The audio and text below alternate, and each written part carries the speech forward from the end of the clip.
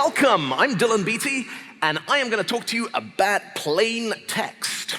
Who would come to a 50-minute talk about plain text? Huh? Well, it turns out, plain text is one of those things that we use as a shorthand. Hey, send me a plain text file. And what we mean is, I don't want to think and I don't want specialist tools. Send me a file that I can open. And most of the time, when we talk about plain text, we are talking about ASCII formatted text files. Now, ASCII is a pretty neat system. You've probably never sat down and studied the design of ASCII, because ASCII's everywhere, right? It's ubiquitous. We've all grown up. It's probably been around longer than any of the people in this room. Now, ASCII is actually a very, very clever solution, but it was designed when computers looked like this: teleprinters and paper tape.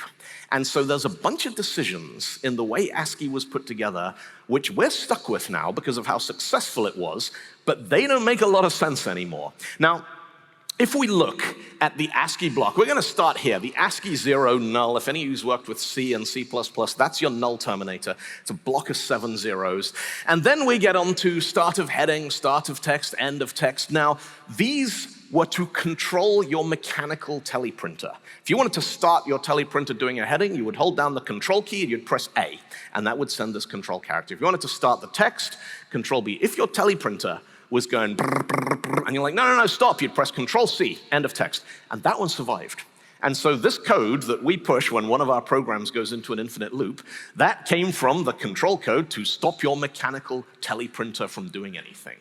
Now, we jump on, we've got an inquiry acknowledgement, we've got bell, that was the ASCII, control G would actually ring the little bell, and that still works on Windows. If you echo space control G and press enter, it'll go ta-da, .wav. And then we get into the tabs and the line feeds and the form feeds and the carriage returns. By the way, there's a thing in ASCII called a vertical tab. And if any two people on your team are having an argument about tabs versus spaces, tell them to go and indent their code with vertical tabs and see how they figure that out.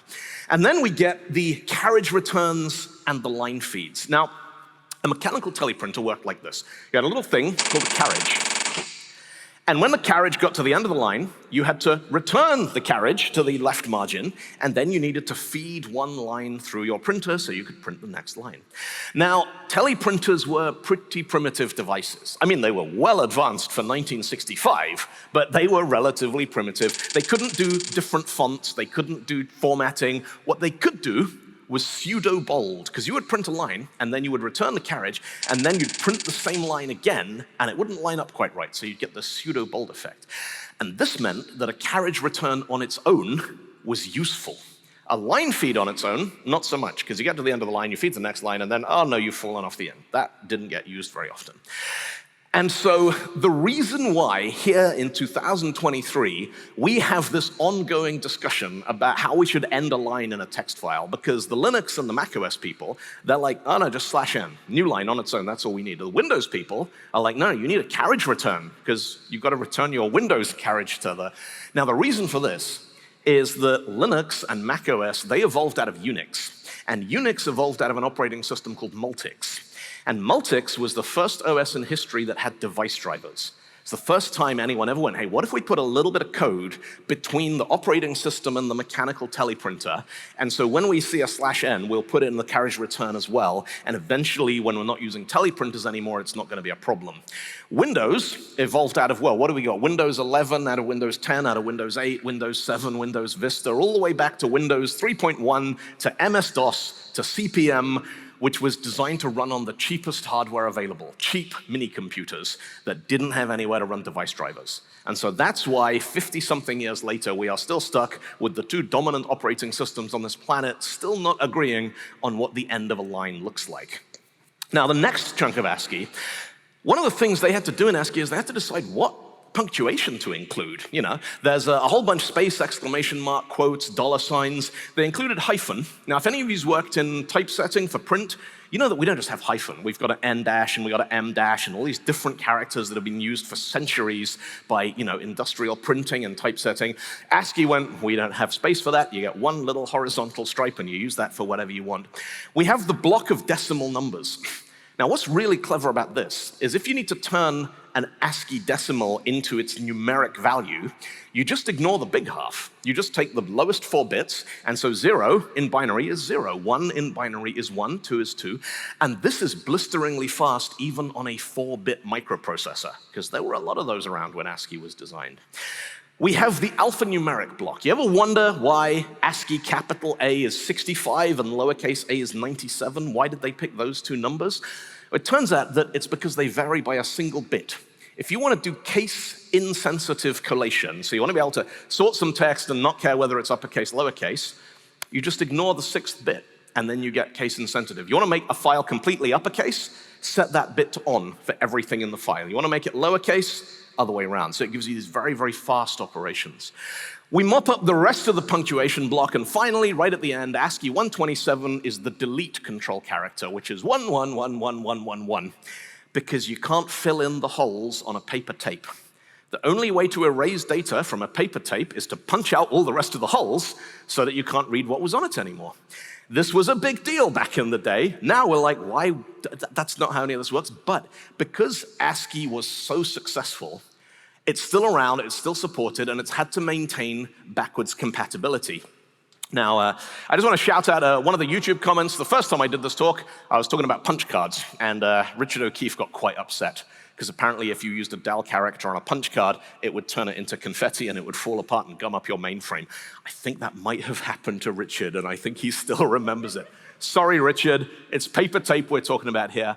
Now, the United States goes, yay, amazing, 127 characters, all you're ever going to need. And the rest of the world goes, what?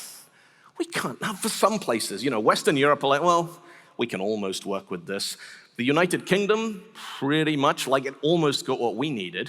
For lots of places in the world, they're like, ASCII just is not gonna solve any of our problems. It doesn't even get started with our alphabet. Now, my personal journey with text encoding starts here, in around about 1990, and I'm doing some homework on my 286 PC with my Epson dot matrix printer. And I've just moved to the UK. Up to this point, I lived in Zimbabwe, where I spoke English and we used dollars and cents, and so the American system worked for me. I moved to the UK, and I wanted to print the pound sign, and I couldn't, because my computer and my printer could not agree what a pound sign was supposed to look like, because the pound sterling symbol was one of the ones that didn't make the cut to be included in ASCII. Now, around the time this is going on, lots of people all over the world have gone, well, hang on, this is only a 7-bit encoding. What about this chunk?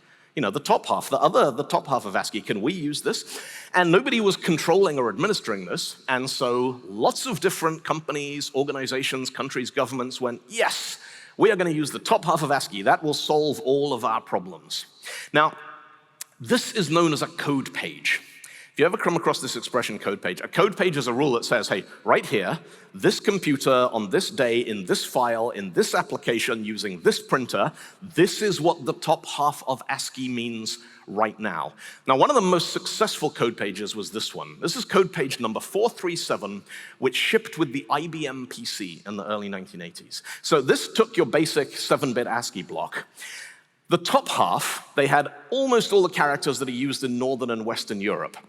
They had box drawing characters, they had fractions, they had half of the Greek alphabet. Anyone know why they had half of the Greek alphabet?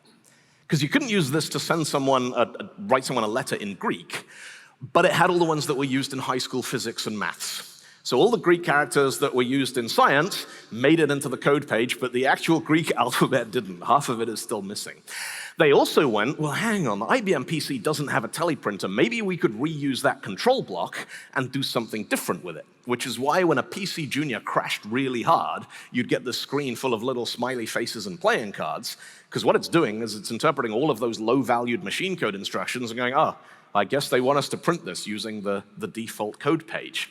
Now, I want to shout out here to the Cyrillic alphabet, which is not the same as the Latin alphabet that we use to write English and most Western languages. There was an international standard for the Cyrillic alphabet, but it didn't work very well, because a lot of these early systems, we take a word like privyet, which is a Russian word meaning hello, meaning hi.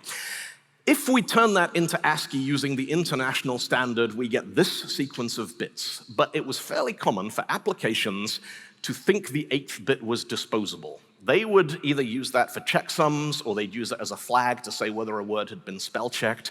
So it would get scrambled, which meant when you turned your international standard Russian back into English, tried to translate it, you'd get nonsense. Didn't make any sense. So the Russians came up with a system called the Kod Obnema Informatia 8-bit, KOI8.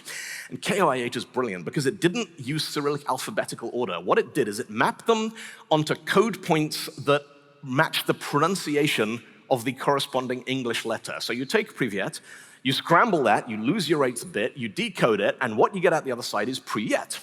Now, the upper and lowercase letters got switched on purpose to make it obvious this had been garbled, but you could still just about read what it was that said. Now, these kind of culture gaps between different languages and different alphabets, they have caused some fantastic stories. Someone came up to me after I did this talk in Nottingham a few years ago, said, "Do you know about the Harry Potter email?" I was like, "No, what's the Harry Potter email?" And they told me the story. I went and looked it up online. Around about 2002, there's a lady in Moscow called Svetlana who has a pen friend in France. So I've made up her name. I don't know if Claudette was her real name. But they were Harry Potter fans who were corresponding on email. And Claudette says, "Hey, do you want me to send you the new Harry Potter book?" And Sveta replies from Moscow, "Yeah, that'd be amazing, because we can't get the new Harry Potter in Russia yet. Here is my address in the Russian alphabet. Please copy it carefully." And so Claudette gets this on her Windows French language edition with Outlook 2002 and goes, "Oh, here's my address. It's in the Russian alphabet. Please copy it carefully." Okay. Now, this is the same series of values. These are the same numbers being interpreted using a different set of rules. Claudette follows the instructions and copies it carefully and puts it in the post. And then somebody inside the Russian postal service goes, "I know what's going on here," and they figure out what it actually says. And it gets delivered. Now, I want all of you to just take your phone out of your pocket and open up Spotify or Apple Music, whatever it is that you use to listen to music on your phone, and I want you to search for this word. I want you to search for kohuept.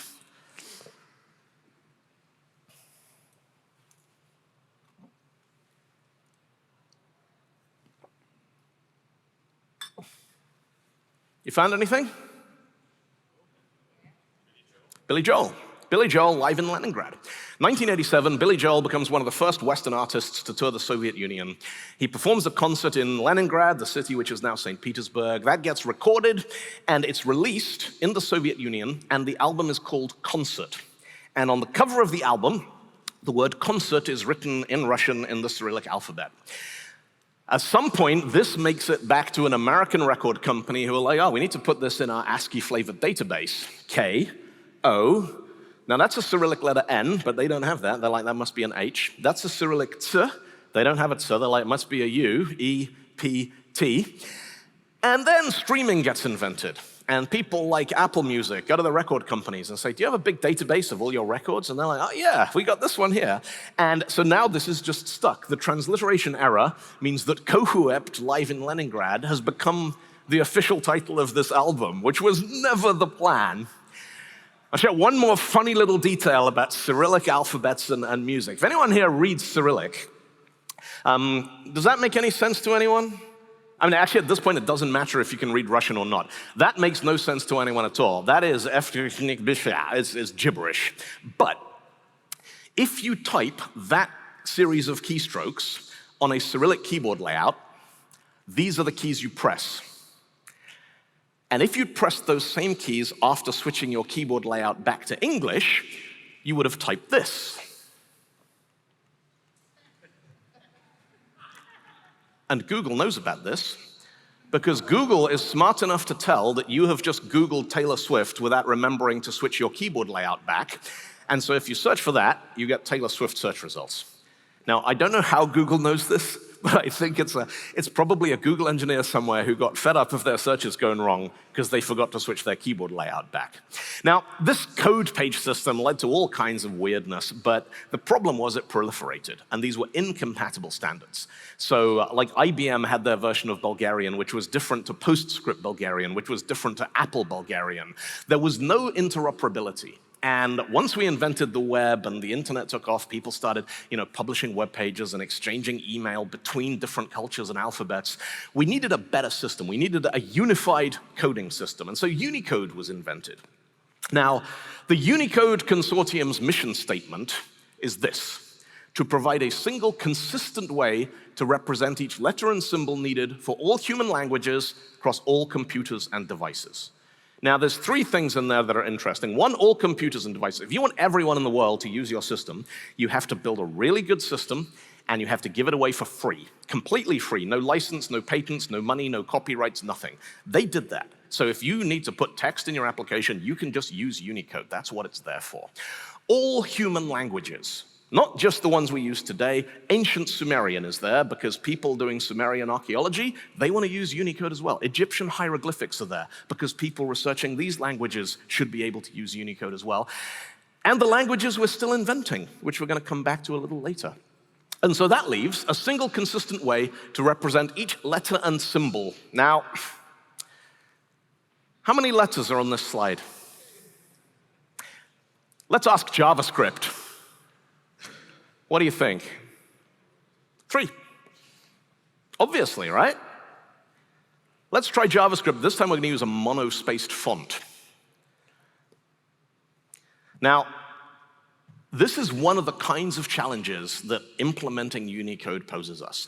In some parts of the world, this code point here, what looks like an IJ, that's a single letter. It's A in the Netherlands, the letter A, whereas I and J occur separately. Now, this plays out in all sorts of unexpected ways, and my favorite example of this is Dutch language Scrabble. Because in Belgium, in Flanders, you used to get Dutch language Scrabble with this tile.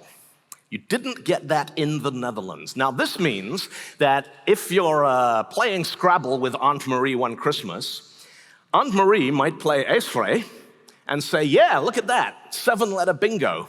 And you have to say, no, that's not how you spell ASCII. You spell ASCII like that. It's only 5 letters. You don't get your bonus points. Has anyone ever gotten into a fight with their family over a Scrabble table at Christmas? Like, this could be a serious diplomatic incident, right? And so post-1998, both Dutch language in the Netherlands and in Flanders have said, actually, we're just going to do this with separate tiles. So the world of Scrabble has concluded that this is not a single letter. The world of road signage is like, no, it's obviously a single letter. We'll capitalize it as such. So even within a single culture, the people who make the road signs and the people who make the Scrabble haven't actually decided whether this thing is a single letter or not. And these are the kind of user requirements that filter through to the people who maintain and design the Unicode. Now, let's meet some friends of mine. Francois Borda is an archaeologist, and Motley Crue, the rock band from Los Angeles. Now, the first time Motley Crue toured in Germany, they couldn't work out why the audience was chanting Moetle Crue, until someone had to sit them down and go, you know that umlaut you put on your name because you think it makes you look cool? That's a letter of the alphabet here. And they're like, what? Now, making Motley Crue look stupid is relatively easy. Let's take a look. We got a sentence here. Francois the archaeologist went to the Motley Crue concert. What language is this sentence in? It's English, right? It's completely regular English like you'd see in a English newspaper or publication. But we got 4 letters here which are not part of the English Latin alphabet. We've got a C with a cedilla, we've got the AE here, which is a typographer's ligature, and we've got the O and the U with the diaeresis on them, with the umlaut character. Now, making Motley Crue look stupid, yeah, big deal. They kind of looked stupid anyway, but this can play out in all kinds of ways. This is my friend Magnus. Some of you might know Magnus. Magnus, now this is not Magnus Martinsson, this is Magnus Mortensen, because the letter O is a separate letter of the alphabet in Sweden. A few years ago, Magnus is on his way to Seattle to go to a conference at Microsoft there, and he's entering the United States with his Swedish passport that says Magnus Mortensen, and then down in the machine-readable strip here, the Swedish government says that the letter O should be turned into ASCII as 2 A's, M-A-A, Mortensen. The people who printed his airline ticket, now they didn't get the memo from the Swedish government. They're an American airline. They just take the little circle off the top. So Magnus ends up trying to get into the US with a passport that doesn't match the name printed on his airline ticket. And the American border authorities, they're very kind and understanding people. He has to answer some complicated questions. But, I mean, he's fine. He's an affluent, well-dressed white guy on his way to a Microsoft conference. You think about the number of people every day who have grown up with an alphabet that the American system can't handle, and now they are trying to get into the United States, and the border officials decide that this is phony paperwork. This can have very real consequences, and we're only getting warmed up. We're going to take a list of European cities, Berlin, Aachen, Zurich, Aarhus, and Örebro, and we are going to put them into a database. And then we are going to ask the database to do one of the things that databases are very good at, which is to put them in order for us. Now, I want you to take a moment and read these lists here. Put your hand up if you think list number 1 is in alphabetical order. I mean, I do, because A, B, O, Z, obviously. That's how English works, right? What about list number 2? Yeah, we got a couple. What about list number 3? Yeah, we got one. Anyone number 4? Yeah. So how can we in this room not agree on alphabetical order? Surely that should be a solved problem by now. I know what we're going to do. We are going to defer to technology. We're going to create a database, and we are going to insert Berlin, Aachen, Zurich, Aarhus, Örebro. There we go. And now what we're going to do, select star. There, we get our cities back. Let's look one up. Let's look up the city of Örebro. Yeah. I mean, it was there a second. Maybe it's case sensitive. Let's try Örebro with a big O. Nope. Still not there. It's still, well, is Örebro the same as Örebro? No, it is not. Or rather, it's not under the very specific settings that I'm using here. If we say, hey, if Örebro is equal to Örebro, according to the Latin general case-insensitive, accent-insensitive collation, that's what the CIAI is, that says, hey, here's a new set of rules for alphabetical order. Decide if 2 things are equal, and if they're not, you decide which one goes first. And now it goes, oh yeah, obviously yes.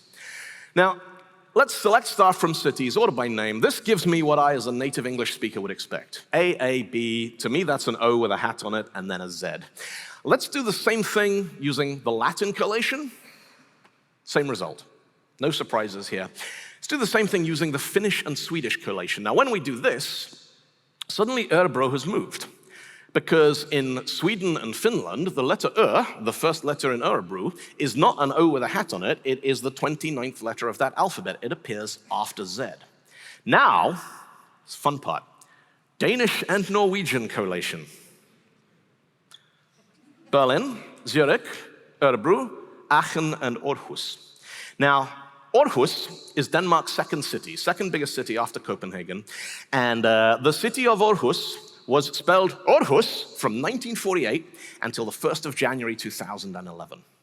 The reason was, in 1948, there was a thing called the Danish spelling reform. In the aftermath of World War II, Denmark decided to try and be more Scandinavian and less Germanic. I'm sure you can figure out why.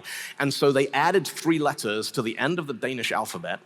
And they said all the names and people and places that used to be spelled or with an AA at the beginning, now they would be spelled with the new letter or. So same name, same pronunciation, different spelling, different alphabet. Then in 2011, the city of Aarhus, the mayor decided to change it back. I've heard that this is because they thought it was interfering with their Google search ranking and stuff. I can't substantiate that, but they changed the spelling of the city, but that doesn't change its position in the alphabet.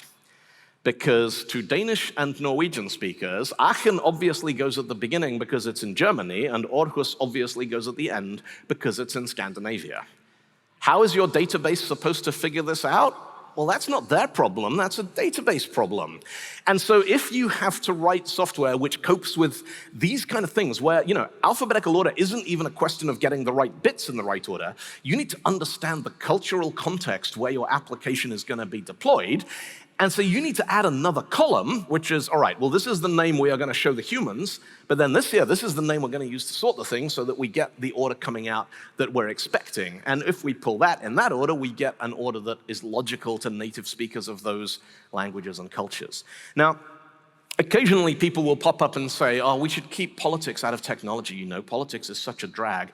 You can't even put strings in alphabetical order without understanding the fact that in Denmark and Norway, there is this thing called the spelling reform. There are these different orthographic rules, which are there as a result of decisions taken in the aftermath of World War II. You try and find technology that doesn't have politics in it. There isn't any.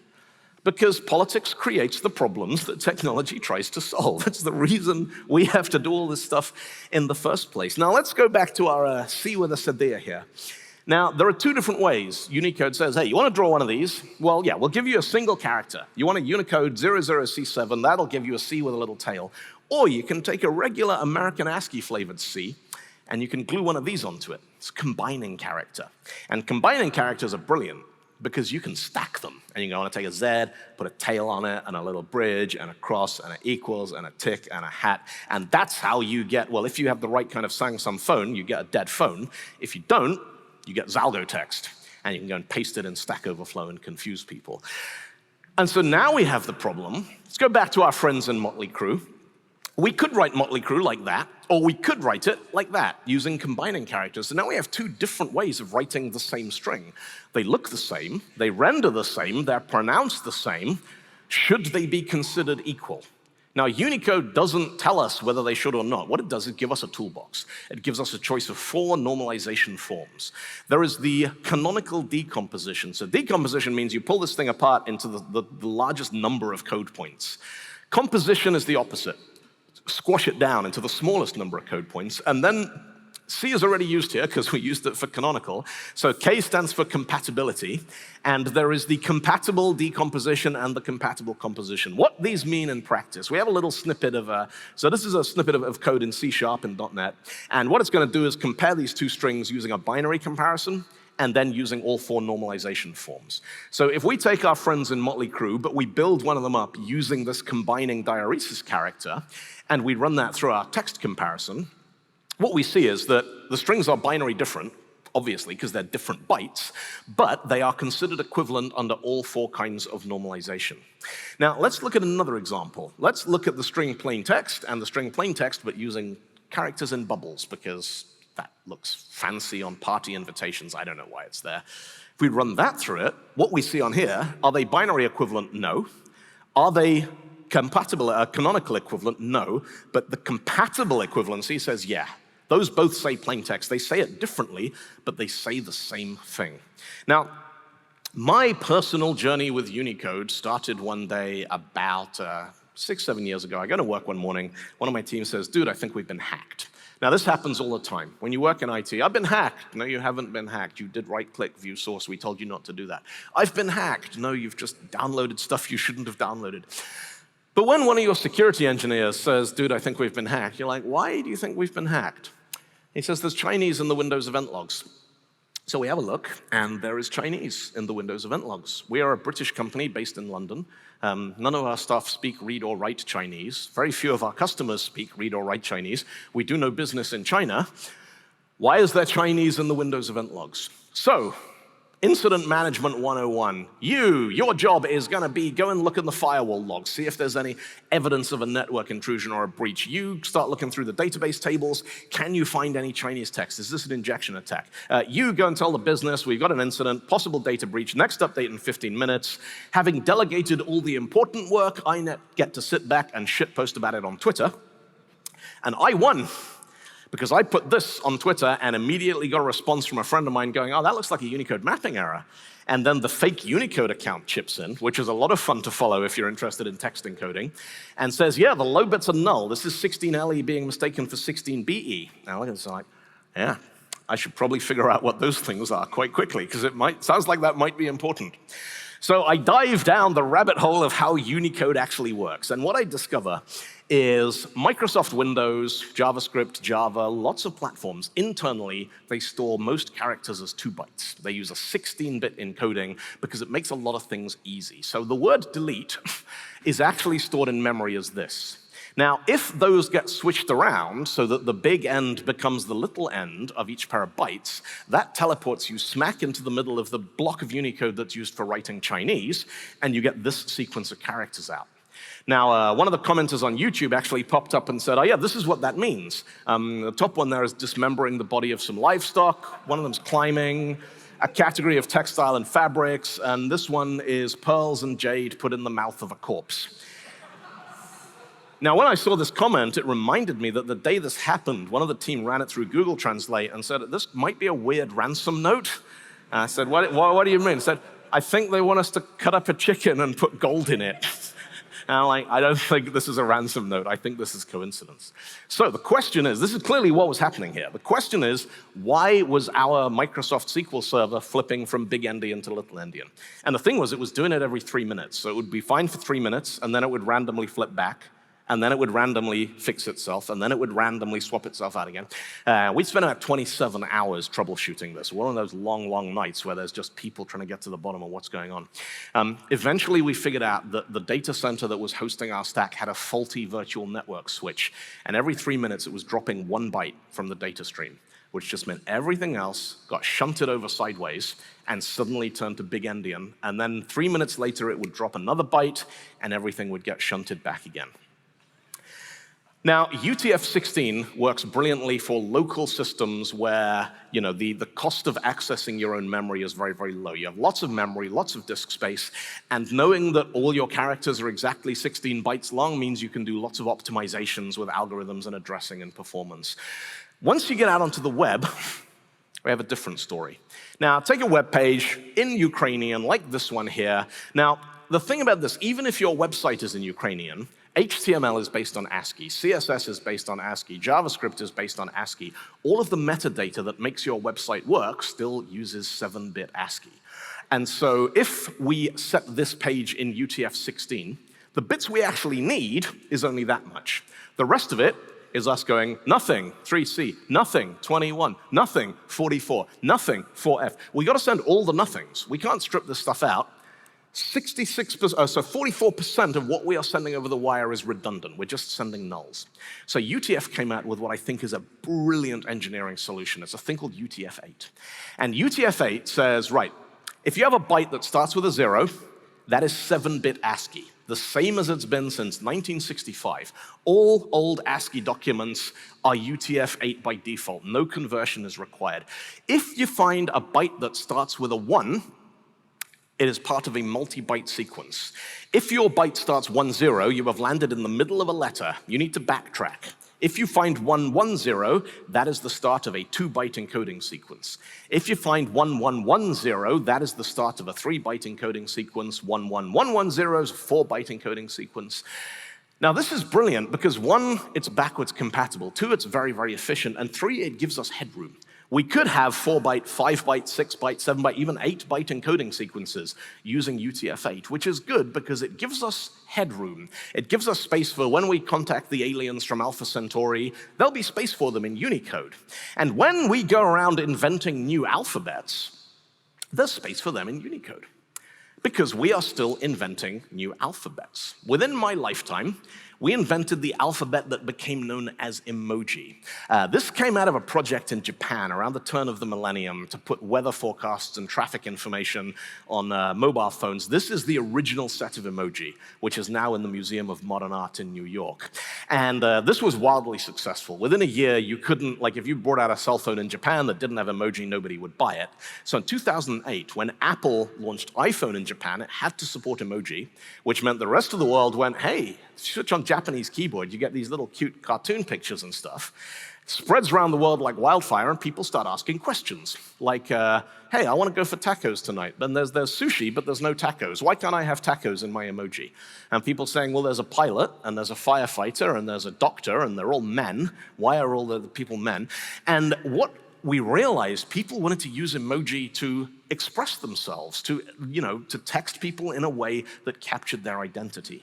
Now, Unicode took a big step towards this. In 2015, they introduced the ability to change the skin tone used on things like the thumbs up, and they did it using combining characters, the same way we did Motley Crue. You take a thumbs up and you take the medium dark skin tone, and that would apply a modifier. And now every year, Emoji brings out these new collections of, some of them are completely new code points, like the mammoth and the polar bear down there, but some of them are combinations of character sequences. They announce a new set of these roughly every September, then October, November, December, it starts getting rolled out, and by the middle of the next year, most platforms now have sat down with their artists and gone, can you draw us one of these with a one of these on it, and one of these, but the skin tone's this, and one of these people standing next to one of these people, and that one has a beard, and they come up with all these combinations.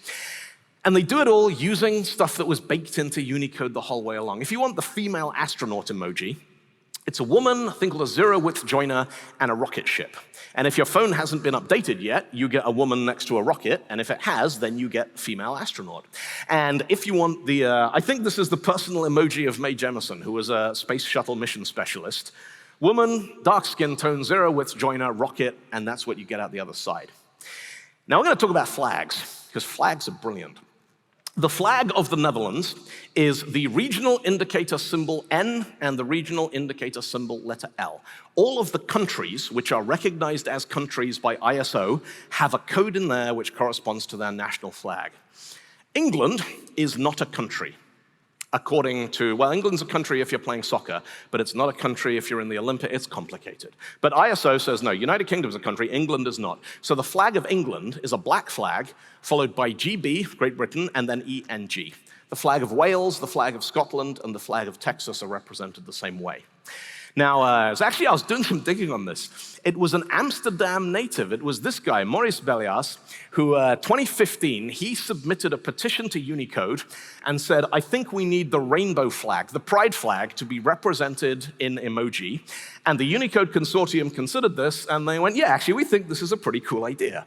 And so they added it. And the code point sequence that they proposed was the pride flag was going to be a white flag, a zero-width joiner, and a rainbow.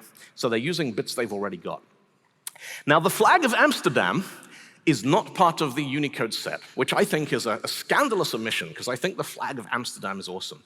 And so they could, if we petition them to add this, maybe we say, look, make it a black flag, NLAMS, the same way they did for, Great Britain, England. But clearly there's a little bit of kind of playful imagination here. So I'm wondering, maybe we should petition Unicode and say, actually what we're going to do is we'll have the black flag and then NL, and then we'll have the cityscape, the bicycle, and the herb leaf. Or maybe we go with a tulip instead, because I know the leaf is a little bit controversial among some of the residents here. So there we go. I think we should submit that to Unicode, see if we can get the Amsterdam city flag in there. Now, does anyone recognize this country? Most people know this country as Taiwan, but technically this is the Republic of China, not the People's Republic of China, the Republic of China. And in the China mainland, in the People's Republic, this is a symbol of Taiwanese independence, and it is basically illegal. Now, if you go onto your iPhone, you can type the flag of Taiwan, but then if you go into your settings and you change your phone's region to China mainland, it disappears. It's not there anymore. This was the concession that Apple made to be allowed to sell iPhones to the billion or so people who live in mainland China. Now, Microsoft Windows has gone, we are not touching any of that whatsoever. Windows has no flag emoji. There's a YouTube comment on this. Someone said, great talk, thanks for supporting Ukraine. And on macOS, it looks like this. And someone commented, I'm on Windows. I assume that would be a flag on a different operating system, because on Windows, it just renders as UA. It just renders as the code. The only flags which are supported by Microsoft Windows are the pride flag, the skull and crossbones, and the checkered flag for victory in a Formula One. So I interpret this as Microsoft's official position is that gay pirates are winning and everyone else can get in the bin. Which is a pretty cool position for a $1 trillion multinational flagship operating system, right? Now, I have one little takeaway I want to leave you with. If you have a close look, this is the logo for my company, ASCII. And if you look closely, you'll see the T and the I there, they're kind of stuck together. And that's not a special letter. Behind the scenes, this is just 1960s American ASCII. This is a ligature, which is a font that says, hey, if you see this letter and this letter together, replace them with this little cool character. And the reason ligatures are cool is because you can get programming fonts that use ligatures to make your code look really cool. Anyone recognize this language? And if I ASCII-fy it, anyone recognize this? It's F#. This is FizzBuzz using pattern matching in F#. But if you view this using this font, which is called fire a code. What it does is it takes all those little pipe and then arrow characters and it turns them into single glyphs, single symbols. Now, one, it looks cool. Two, it's genuinely useful. I use programming fonts. I do a lot of JavaScript dev. And in JavaScript, we have a thing called the triple equals. And fire a code renders triple equals as an equal sign with 3 lines, one above the other. So this can genuinely improve the readability. JetBrains have got a couple of these. There's Bitstream programming fonts. And they're all based on this idea that the font will interpret certain character combinations and go, no, I'm going to draw one of these instead. And finally today, I want to wrap up by telling you about the first time I visited Ukraine, way back in 2016. I loved the place. I had a blast. I was out there at a conference. I got to hang out with a lot of people who were working on tech startups and development projects, all kinds of things. Now, I could not read or write Cyrillic. I could speak no Russian, no Ukrainian. I'm wandering around the place. I can't read anything. Like, I can't read the menus. I can't read the road signs. And then I realized I can read the license plates on all the cars. And I said to one of my friends out there, I was like, what's the deal? Why are Ukrainian license plates in English? And they gave me this look like, what? Ukrainian license plate? Where are you getting this from? Now, we went down the rabbit hole of figuring out why did I think the license plates were in English. And this is what we learned. There's a thing called the 1965 Vienna Convention on Road Traffic. A whole bunch of countries around Europe, they all signed this big treaty saying, yeah, if we're going to drive our cars into each other's countries, it would be a good idea if we could read each other's license plates. And that specifies that license plates must be written in the Latin alphabet, English alphabet, what most people think of it as. Now, in 1965, license plates in the Soviet Union looked like this. And I'm guessing that at some point there was a meeting where somebody said, comrade, but we have signed the Vienna Convention. What if somebody wants to drive car out of Soviet Union? And somebody else says, comrade, you do not drive car out of Soviet Union. And if you did, if you could get travel papers and permits and everything, they would give you temporary plates at the border so you could drive your Russian or your Soviet car internationally, and you brought the plates back, otherwise bad things might happen.